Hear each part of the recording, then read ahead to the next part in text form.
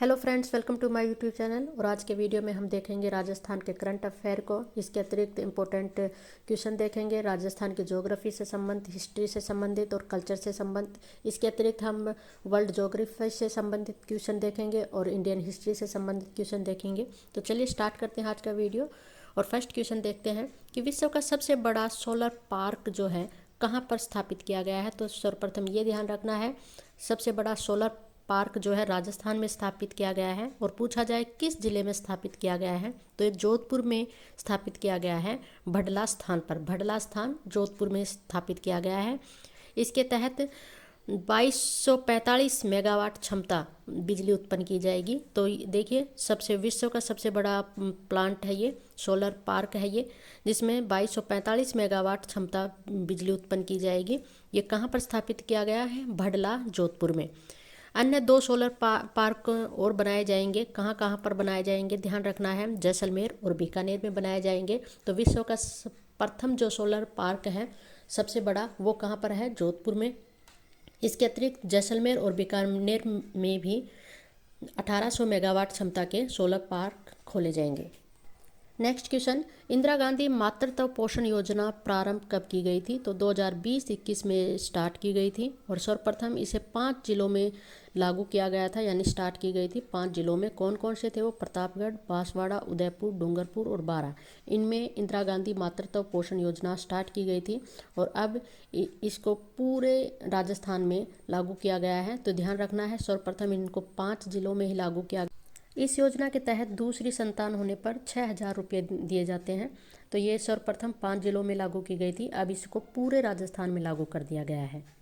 Next question है कि राजस्थान के किस जिले में पर्यटन को बढ़ावा देने के लिए सबसे पहले नगर वन की स्थापना की जाएगी? तो नगर वन की स्थापना की जाएगी। कहाँ पर की जाएगी? तो उदयपुर में स्थापना की जाएगी ये। और ये पिछोला झील के किनारे स्थित माछला मगरा की पहाड़ी पर स्थित है ये। यहाँ पर नगर वन की स्थापना की जाएगी जो कि उदयपुर में है। और बात करें उदयपुर से संबंधित ही, तो यहाँ पर पैरा मोटरिंग एडवेंचर भी शुरू किया गया है जो कि पर्यटन से ही संबंधित है। तो इस प्रकार का क्वेश्चन बन सकता है कि पैरा मोटरिंग एडवेंचर की शुरुआत कहाँ से की गई है? तो ये उदयपुर से की गई है। और सबसे पहले नगर वन की स्थापना की जाएगी कहाँ पर? तो उदयपुर में की जाएगी। नेक्स्ट क्वेश्चन है कि राजस्थान में बायोमास आधारित यूनिट की स्थापना कहाँ की जाएगी? तो बायोमास आधारित यूनिट की स्थापना बीकानेर और जयपुर में की जाएगी। बीकानेर के छतरपुर स्थान पर और जयपुर के फागी स्थान पर ये बायोमास आधारित यूनिट की स्थापना की जाएगी। इनसे हमें 22.9 मेगावाट बिजली बनेगी। ठीक है, तो कितनी बिजली का उत्पादन होगा? 22.9 मेगावाट बिजली का उत्पादन किया जाएगा। नेक्स्ट है, ऑपरेशन गंगा किस से संबंधित है? तो ये यूक्रेन में फंसे भारतीयों को निकालने से संबंधित है। आप सभी जानते हैं रशिया और यूक्रेन में युद्ध छिड़ा हुआ है हाल फिलहाल में। तो यूक्रेन में भारतीय नागरिक बहुत से फंसे हुए हैं, उनको वापस लाना, सुरक्षित वापस भारत लाना इस मिशन का लक्ष्य है। और इस मिशन ऑपरेशन गंगा के तहत भारतीयों को वापस लाया जा रहा है। नेक्स्ट क्वेश्चन है, विश्व नागरिक सुरक्षा दिवस कब बनाया जाता है? तो 1 मार्च को विश्व नागरिक सुरक्षा दिवस बनाया जाता है। राष्ट्रीय सुरक्षा दिवस की बात करें तो ये 4 मार्च को बनाया जाता है। प्रथम बार 4 मार्च 1972 को बनाया गया था। तो ध्यान रखना है, विश्व नागरिक सुरक्षा दिवस बनाया जाता है 1 मार्च को। ठीक है, राष्ट्रीय सुरक्षा दिवस 4 मार्च को बनाया जाता है। नेक्स्ट क्वेश्चन है कि थार महोत्सव कब बनाया जाता है? तो ये मार्च महीने में बनाया जाता है। और थार मरुस्थल कहाँ पर बनाया जा रहा है? ये बाड़मेर में बनाया जा रहा है। थार मरुस्थल की बात करें तो थार मरुस्थल राजस्थान के 61.11% भाग पर फैला हुआ है। और थार मरुस्थल के अंतर्गत राजस्थान के हनुमानगढ़, बीकानेर, जोधपुर, जैसलमेर और बाड़मेर जिले आते हैं। और ये बाड़मेर में बनाया जाता है थार महोत्सव। कब बनाया जाता है? मार्च माह में बनाया जाता है। विश्व का 17वां बड़ा मरुस्थल है थार मरुस्थल। और विश्व का 9वां सबसे गर्म उपोष्ण कटिबंधीय मरुस्थल है ये। 85% ये भारत में है थार मरुस्थल और 15% पाकिस्तान में है। नेक्स्ट बात करेंगे मरु महोत्सव की, जो कि फरवरी माह में बनाया गया है। 13 फरवरी से 16 फरवरी तक ये बनाया गया है। तो ध्यान रखना है, मरु महोत्सव कब मनाया जाता है? तो फरवरी माह में बनाया जाता है। और थार महोत्सव मार्च माह में बनाया जाता है। और मरु महोत्सव जैसलमेर में बनाया गया है। ठीक है, और थार महोत्सव बाड़मेर में। मरु क्षेत्र के अंतर्गत 13 जिले आते हैं। कौन कौन से? बाड़मेर, जैसलमेर, बीकानेर, चूरू, गंगानगर, हनुमानगढ़, जोधपुर, जालोर, पाली, सिरोही, झुंझुनू, नागौर और सीकर। ये 13 जिले आते हैं मरु क्षेत्र के अंतर्गत। और मरु महोत्सव बनाया जाता है फरवरी में, और हाल में ही ये 13 से 16 फरवरी तक बनाया गया है। और ये भी ध्यान रखना है कि थार महोत्सव कब बनाया जाता है, ये मनाया जाता है मार्च में।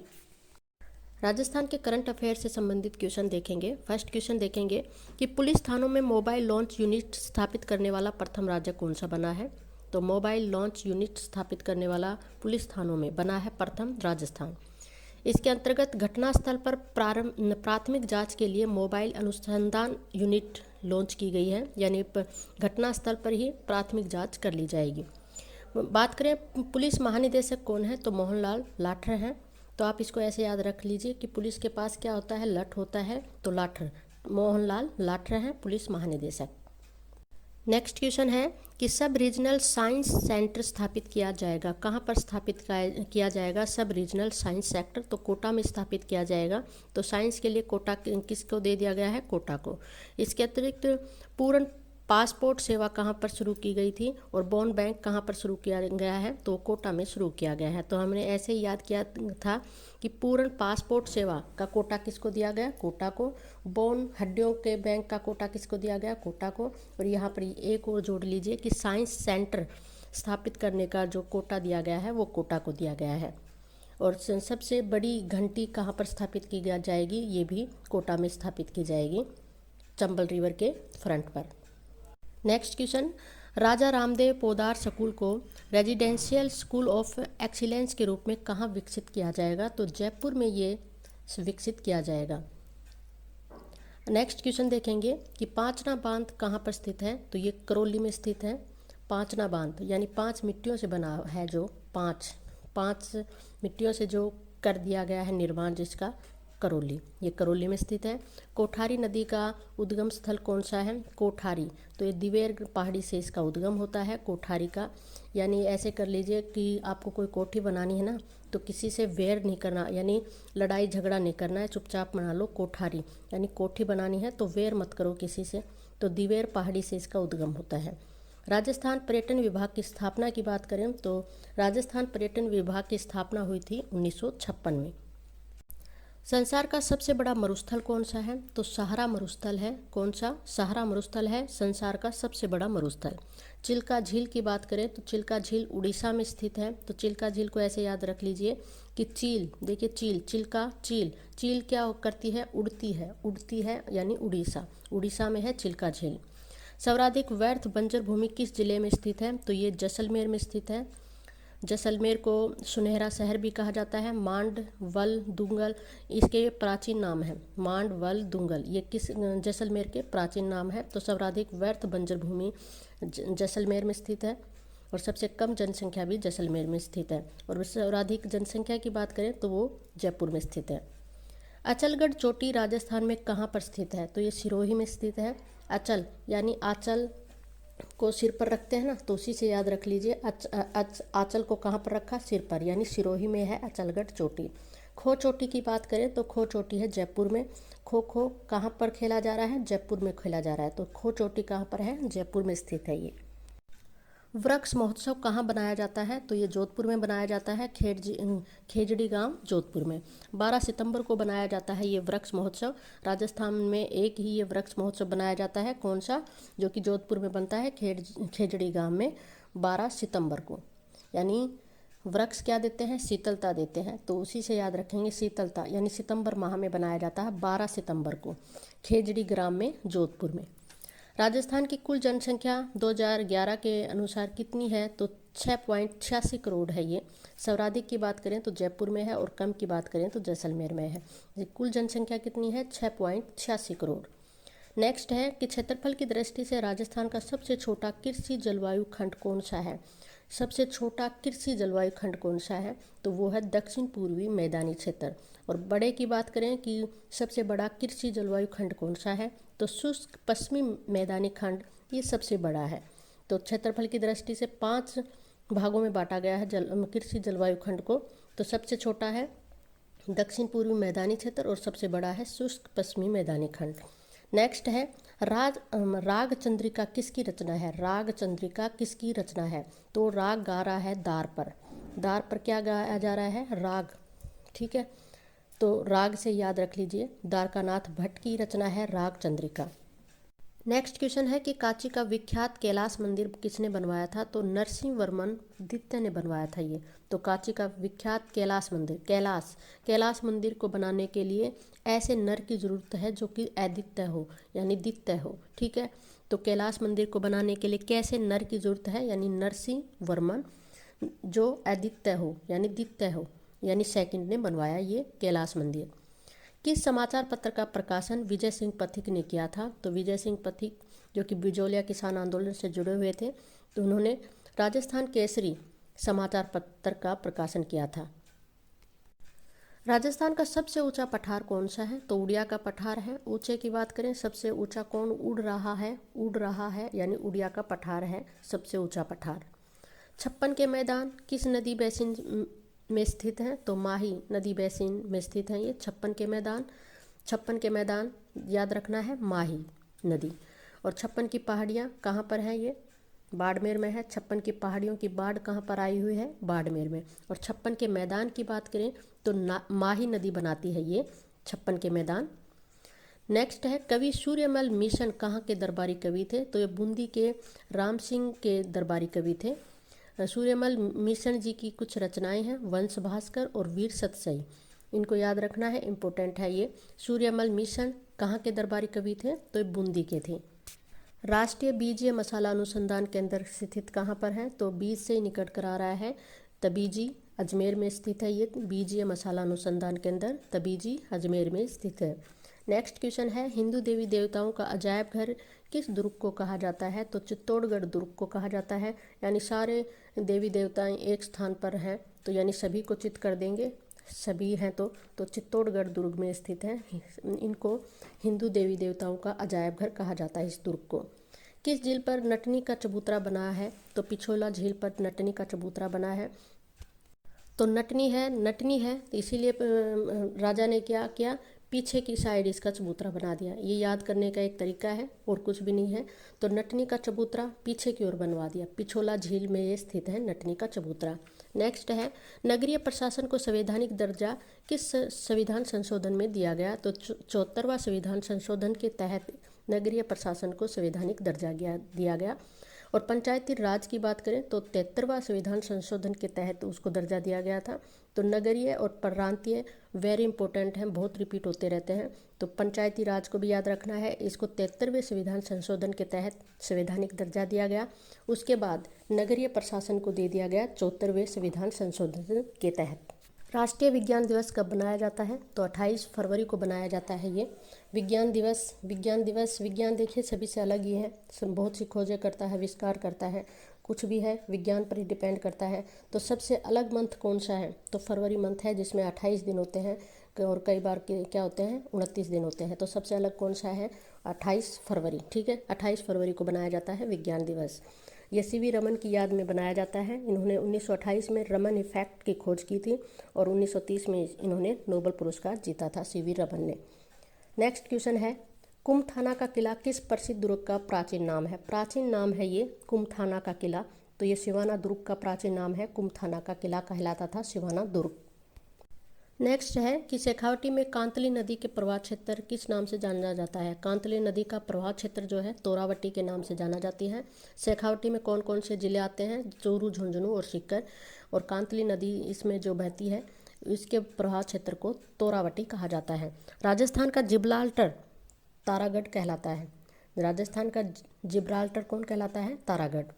राजस्थान के गांधी की बात करें तो ये गोकुल भाई भट्ट कहलाते हैं। और बांगड़ के गांधी कहलाते हैं भोगीलाल पांड्या। और चिड़ावा के गांधी कहलाते हैं मास्टर प्यारेलाल।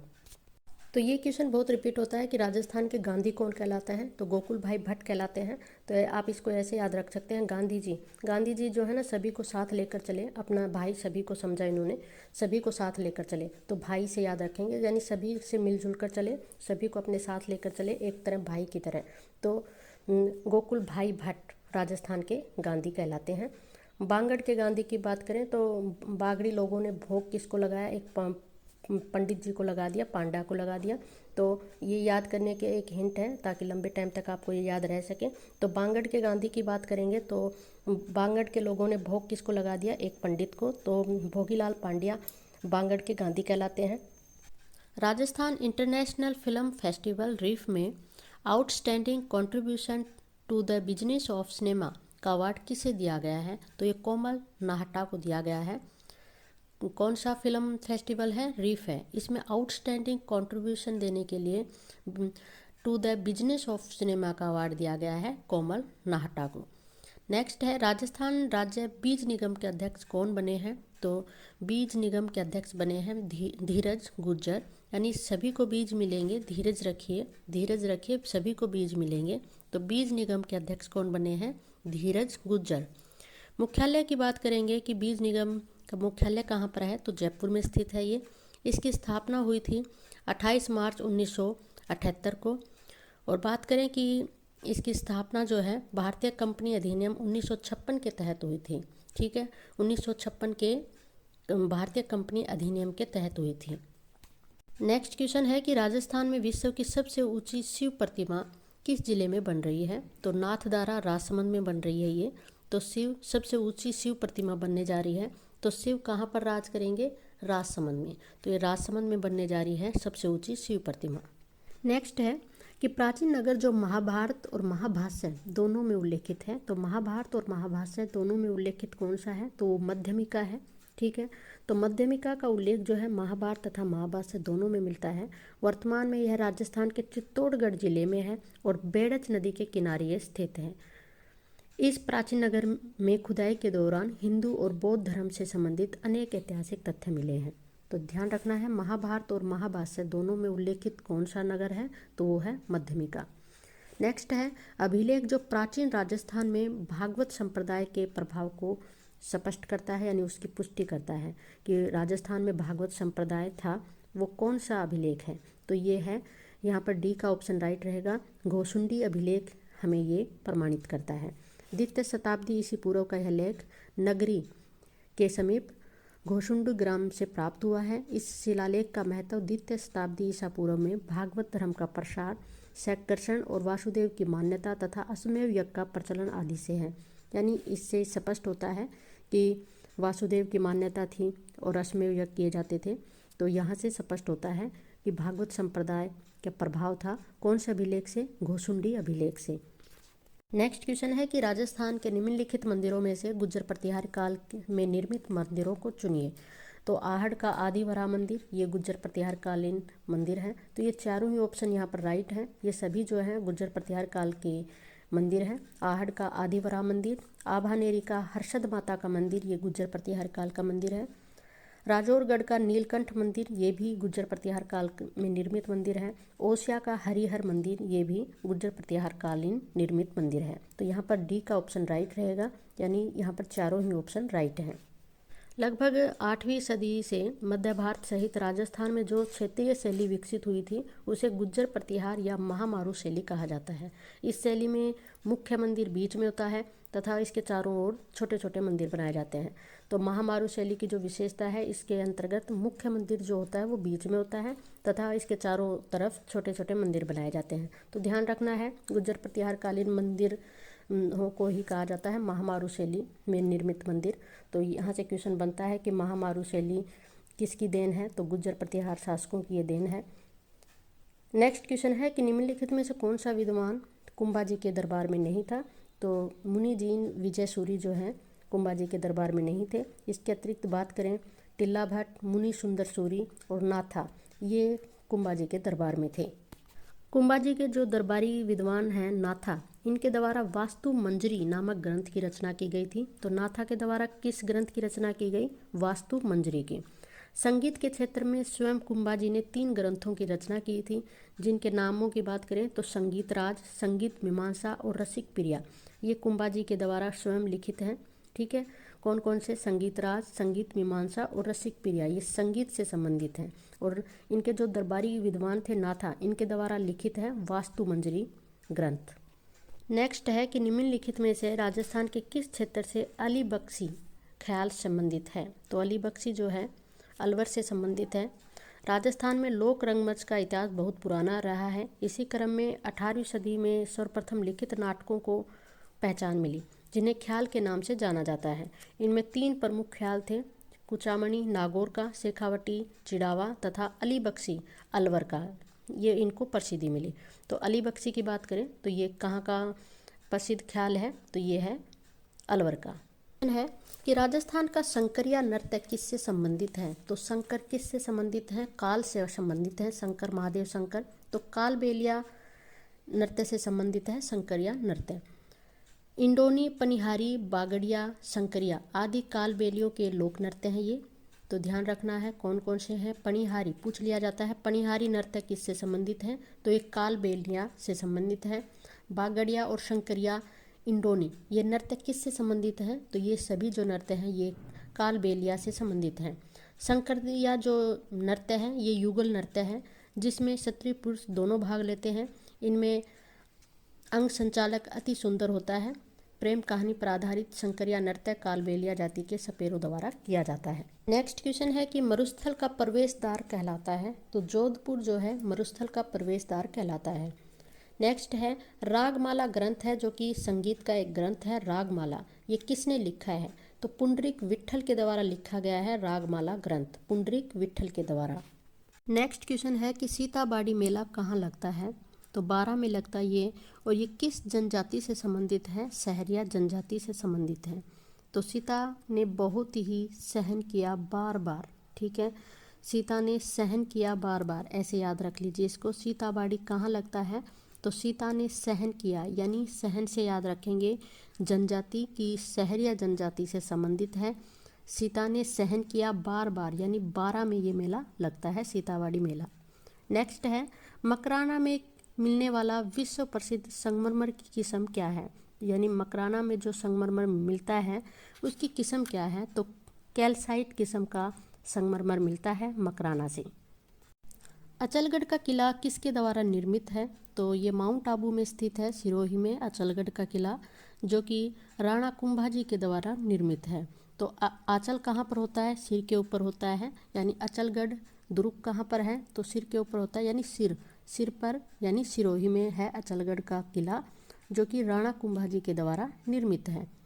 नेक्स्ट क्वेश्चन है कि पर्यटन की दृष्टि से स्वर्णिम त्रिभुज किसे कहा जाता है, तो राजस्थान की राजधानी जयपुर और दिल्ली, बीच में ले लीजिए आगरा, तो इसको कहा जाता है स्वर्णिम त्रिभुज। जयपुर, आगरा, दिल्ली को पर्यटन की दृष्टि से ध्यान रखना है, ये क्वेश्चन पूछा जाता है बहुत। नेक्स्ट क्वेश्चन की बात करेंगे कि राजस्थान में कितने स्थलों को यूनेस्को ने वर्ल्ड हेरिटेज सूची में शामिल किया है, तो अब तक जो है 9 स्थलों को यूनेस्को ने वर्ल्ड हेरिटेज सूची में शामिल किया है। अब बात करेंगे हम उन 9 स्थलों की जिनको यूनेस्को ने वर्ल्ड हेरिटेज सूची में शामिल किया है। तो फर्स्ट की बात करेंगे चित्तौड़गढ़ दुर्ग, फिर कुंभलगढ़ दुर्ग को शामिल किया गया, फिर रणथंभौर दुर्ग को, गागरोन दुर्ग को भी शामिल किया गया है, आमेर दुर्ग को शामिल किया गया है, जैसलमेर दुर्ग को, केवलादेव नेशनल पार्क, जंतर मंतर और जयपुर के परकोटे को 2019 में वर्ल्ड हेरिटेज सूची में शामिल किया है यूनेस्को ने। तो ये 9 के 9 याद रखने हैं, क्वेश्चन यहाँ से आपका बनेगा। ऐसे भी पूछा जा सकता है कि कौन सा शामिल नहीं है, तो एक ऑप्शन में होगा नहीं है, या कौन कौन से शामिल हैं, इस प्रकार के क्वेश्चन बनेंगे। और जयपुर का परकोटा को कब शामिल किया गया, तो 2019 में इसको शामिल किया गया था। तो यूनेस्को ने वर्ल्ड हेरिटेज सूची में राजस्थान के 9 स्थलों को अब तक रखा है। नेक्स्ट क्वेश्चन की बात करेंगे कि राज्य महिला आयोग का गठन कब हुआ था, तो 15 मई 1999 को राज्य महिला आयोग का गठन हुआ था। राज्य की प्रथम महिला नीति की बात करें तो 8 मार्च 2000 को लागू हुई थी। मुख्यालय है जयपुर में।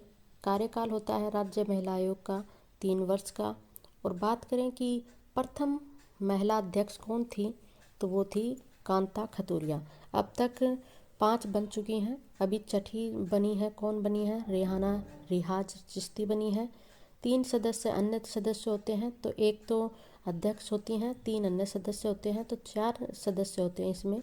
3 कौन से हैं, अंजना मेघवाल, सुमन यादव, सुमित्रा जैन। और रेहाना रिहाज चिश्ती से पहले सुमन शर्मा थी, तो इनको ध्यान रखना है।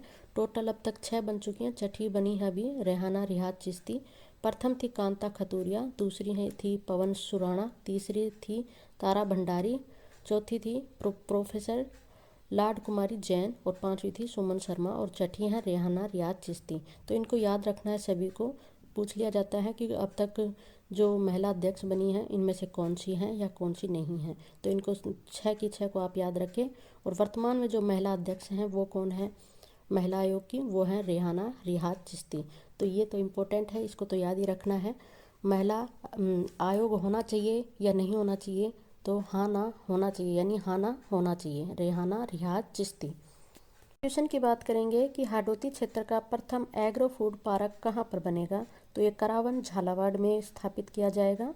तो स्थान याद रखना है, करावन झालावाड़ में। झालावाड़ को घंटियों का शहर कहा जाता है। इसके अतिरिक्त कोलवी की गुफाएं कहाँ पर स्थित हैं, ये झालावाड़ में स्थित हैं, जो कि बौद्ध धर्म से संबंधित हैं। गागरोन का दुर्ग झालावाड़ में स्थित है और गागरोन के दुर्ग में बुलंद दरवाजा का निर्माण किसके द्वारा करवाया गया था, तो ये औरंगजेब के द्वारा करवाया गया था। बुलंद दरवाजा जो कि औरंगजेब ने बनवाया था, ये किस दुर्ग में है, तो गागरोन के दुर्ग में ये स्थित है। संकोच नदी किसकी सीमा बनाती है, तो ये असम और पश्चिम बंगाल की सीमा बनाती है संकोच नदी, जिसका उद्गम स्थल है उत्तरी भूटान। यह असम राज्य में ब्रह्मपुत्र नदी से मिलती है। और उपनाम की बात करें कि संकोच नदी का उपनाम क्या है, तो स्वर्णकोशा कहलाती है संकोच नदी। तो संकोच को देखकर ध्यान रखना है, संकोच, उसने संकोच किया लेकिन फिर भी उसको आस है कि वो बंगला बना पाएगा। ठीक है, संकोच किया उसने लेकिन उसको आस है कि वो बंगला बना पाएगा, यानी संकोच से संकोच नदी। और ये कहाँ पर है, आस है उसको कि बंगला बना पाएगा, यानी आस से असम और बंगले से पश्चिमी बंगाल। नेक्स्ट क्वेश्चन है कि मुंबई की मीठी नदी कहाँ से निकलती है, तो ये विहार झील से निकलती है मीठी नदी। नेक्स्ट क्वेश्चन है कि कैस्पियन सागर से कितने देशों की सीमाएं लगती हैं, तो विश्व की सबसे बड़ी झील है कैस्पियन सागर, इससे 5 देशों की सीमाएं लगती हैं। कौन कौन से 5 देश हैं वो, रूस, कजाकिस्तान, ईरान, तुर्कमेनिस्तान और अजरबैजान। इन 5 देशों की सीमाएं लगती हैं कैस्पियन सागर से। ये क्वेश्चन इंपॉर्टेंट है, यहाँ से क्वेश्चन बन जाता है कि कौन से देश की सीमा नहीं लगती है या लगती है। तो इस प्रकार के क्वेश्चन यहाँ से बनेंगे आपके, या सीधा सा क्वेश्चन पूछ लिया जाता है कि विश्व की सबसे बड़ी झील कौन सी है, तो कैस्पियन सागर है। नेक्स्ट क्वेश्चन बनेगा कि किस देश की सीमा नहीं लगती है या लगती है, तो हम इन 5 को याद करेंगे। एक ट्रिक है कि रूस में कई तुर्क अजगर हैं। रूस में क्या है, कई तुर्क अजगर हैं, तो रूस से, रूस है इस की सीमा लगती है कैस्पियन सागर से। कैसे याद रखेंगे, कजाकिस्तान की सीमा लगती है, और ई से ध्यान रखेंगे ईरान की सीमा लगती है कैस्पियन सागर से। तुर्क से याद रखेंगे तुर्कमेनिस्तान की सीमा, और अजगर से अजरबैजान की। तो रूस में कई तुर्क क्या हैं, अजगर हैं। तो इन 5 देशों की सीमाएं लगती हैं कैस्पियन सागर से, जो कि विश्व की सबसे बड़ी झील है और पश्चिमी एशिया में और यूरोप के पूर्वी छोर पर ये स्थित है। नेक्स्ट क्वेश्चन है कि बड़े शिकारों की भूमि के नाम से जाना जाता है। कौन सा क्षेत्र है जो बड़े शिकारों की भूमि के नाम से जाना जाता है। यहाँ पर शिकार बहुत अधिक होते हैं, इसीलिए इसको बड़े शिकारों की भूमि कहा जाता है। कौन से क्षेत्र को, उष्णकटिबंधीय सवाना प्रदेश को कहा जाता है। नेक्स्ट है पैरी घास के मैदान कहाँ पर स्थित हैं, तो ये यूएसए और कनाडा में स्थित है पैरी घास के मैदान। इसको याद ऐसे रखेंगे कि पैरी से याद रख लीजिए प्रेम, यानी प्रेम जो है ना मना कर रखना चाहिए बड़े देशों से। बड़े देश कौन से हो गए, अमेरिका हो गया, सभी जानते हैं। ठीक है, अमेरिका और कनाडा, इन देशों से है ना प्रेम बना कर रखना चाहिए, कभी ना कभी जैसे ज़रूरत पड़ ही सकती है। तो पैरी घास के मैदान यानी प्रेम बना कर रखना चाहिए किससे, अमेरिका और कनाडा से। नेक्स्ट है स्टेपी घास के मैदान, जो कि शीतोष्ण घास के मैदान हैं। ये कहाँ पर पाए जाते हैं, तो ये यूरेशिया में पाए जाते हैं, यानी यूक्रेन और रूस के मध्यम ये स्थित है स्टेपी घास के मैदान। तो स्टेपी से याद रख लीजिए कि स्टेप कर दिया, किसी चीज़ को हम जैसे बुकों को स्टेप करते हैं, स्टेपलर से स्टेप कर देते हैं, उससे याद रखेंगे स्टेप कर दिया। यूक्रेन ने रूस की बात नहीं मानी तो रूस ने क्या कर दिया, उसको स्टेप कर दिया, यानी उस पर युद्ध कर दिया। ठीक है, तो स्टेपी घास के मैदान कहाँ पर है, यूरेशिया में है, यूक्रेन और रूस के मध्य ये स्थित है। नेक्स्ट है तकला मकान मरुस्थल कहाँ पर स्थित है, तो ये चीन में स्थित है तकला मकान मरुस्थल। तो इसको ऐसे याद रखेंगे कि कला है मकान बनाने की चाइना में, किसी भी प्रकार के मकान बना देता है, ऐसी कला है चाइना में। ठीक है, अपना सूरज बना दिया इसने, अपना चंद्रमा बना लिया अलग से, तो इसमें एक तरह से बहुत कला है, अपने ही मकान बनाते रहता है। तो तकला मकान मरुस्थल कहाँ पर स्थित है? चाइना में स्थित है।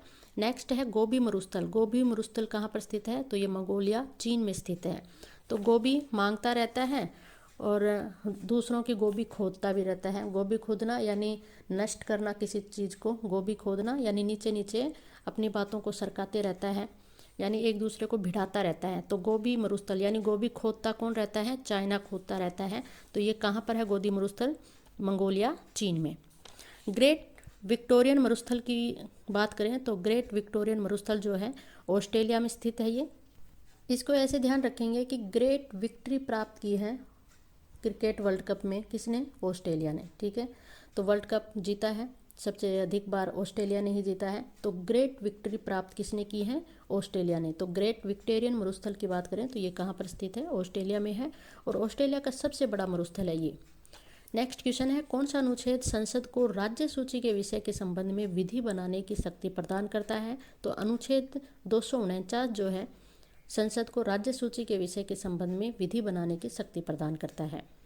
नेक्स्ट क्वेश्चन कि संसद के दोनों सदनों यानी राज्यसभा और लोकसभा जब एकीकृत होते हैं यानी एक साथ अभिभाषण कौन देता है इनको? सीधा सा क्वेश्चन ये है, इनको अभिभाषण कौन देता है जब दोनों सदन हो तब? तो राष्ट्रपति देता है निर्वाचन के बाद, और जब प्रथम सत्र स्टार्ट होता है तब अभिभाषण कौन देता है? तो राष्ट्रपति देता है।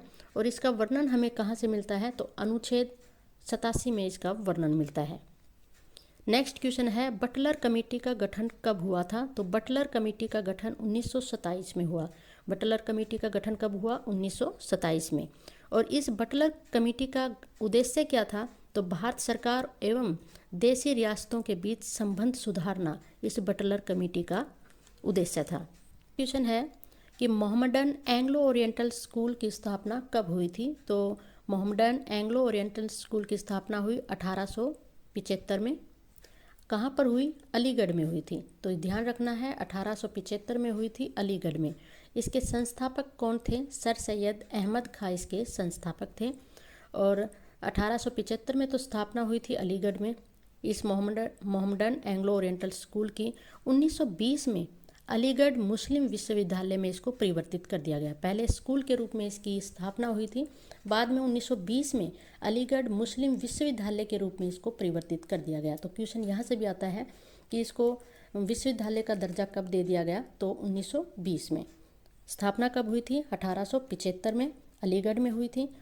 किसके द्वारा की गई? सर सैयद अहमद खां के द्वारा। और 1920 में अलीगढ़ मुस्लिम विश्वविद्यालय में इसको परिवर्तित कर दिया गया था। क्वेश्चन है कि गीतांजलि के रचयिता कौन थे? तो गुरुदेव रविंद्रनाथ टैगोर गीतांजलि के रचयिता थे। इसका प्रकाशन कब हुआ गीतांजलि का? तो 1912 में हुआ था प्रकाशन। और इसी गीतांजलि के लिए रविंद्रनाथ टैगोर को नोबेल पुरस्कार मिला था। कब मिला था? 1913 में। तो ध्यान रखना है रविंद्रनाथ टैगोर के द्वारा रचना की गई गीतांजलि की 1912 में, और इसी गीतांजलि के लिए इनको पुरस्कार मिला था नोबेल पुरस्कार 1913 में। नेक्स्ट क्वेश्चन है कि डिस्कवरी ऑफ इंडिया किसने लिखी? वेरी इंपॉर्टेंट है, बहुत बार रिपीट होती है पुस्तक कि डिस्कवरी ऑफ इंडिया किसके द्वारा लिखी गई है? तो पंडित जवाहरलाल नेहरू जी के द्वारा ये लिखी गई। जब ये जेल में थे उस समय इन्होंने, पंडित जवाहरलाल नेहरू ने ये लिखी थी। कौन सी जेल में थे? अहमदनगर फोर्ट जेल में थे, तब इन्होंने इसकी रचना की थी डिस्कवरी ऑफ इंडिया की। इसके अतिरिक्त हम बात करें इम्पोर्टेंट, जहाँ से क्वेश्चन बहुत बनता है कि पंडित जवाहरलाल नेहरू ने किस अधिवेशन की अध्यक्षता की थी? कांग्रेस के अधिवेशन की अध्यक्षता की थी, वो था लाहौर अधिवेशन 1929। उसकी अध्यक्षता की थी पंडित जवाहरलाल नेहरू जी के द्वारा। नेक्स्ट क्वेश्चन है कि राज्य शब्द का उल्लेख किस अनुच्छेद में मिलता है? तो अनुच्छेद 12 और अनुच्छेद 36 में हमें राज्य शब्द का उल्लेख मिलता है। और भाग की बात करें तो भाग 3 और भाग 4 में हमें राज्य शब्द का उल्लेख मिलता है। याद रखना है, इंपॉर्टेंट है, बहुत रिपीट होता है क्वेश्चन। नेक्स्ट है पॉकेट वीटो का प्रयोग एकमात्र किस राष्ट्रपति के द्वारा किया गया था? तो भारत के 7वें राष्ट्रपति थे यानी जेल सिंह, इनके द्वारा पॉकेट वीटो का प्रयोग किया गया था 1986 में। ठीक है, याद रखना है, इंपॉर्टेंट है। पॉकेट वीटो सर्वप्रथम यूज किसने किया? ज्ञानी जेल सिंह के द्वारा। और 1986 में इन्होंने क्यों यूज किया था, किस संशोधन के विधेयक के तहत यूज किया था, तो 1986 में भारतीय पोस्ट ऑफिस संशोधन विधेयक में इन्होंने पॉकेट वीटो का प्रयोग किया था, यानी जेल सिंह के द्वारा। ये भारत के 7वें राष्ट्रपति थे। नेक्स्ट क्वेश्चन है कि भारतीय संविधान लागू कब हुआ। इजी है, आपको याद भी होगा, बहुत बार रिपीट होता है लेकिन ये क्वेश्चन 26 जनवरी 1950 को लागू हुआ था भारतीय संविधान, 26 जनवरी 1950। पूरा कब, यानी कितने वर्ष लगे भारतीय संविधान को लिखने में, तो 2 वर्ष 11 माह 18 दिन लगे थे पूरा होने में। पूरा कब हुआ, 26 नवंबर 1949 को पूरा हुआ था, लेकिन 2 महीने के बाद लागू हुआ था 26 जनवरी 1950 को। लिखा किसने था, तो प्रेम बिहारी नारायण रायजादा के द्वारा ये भारतीय संविधान लिखा गया।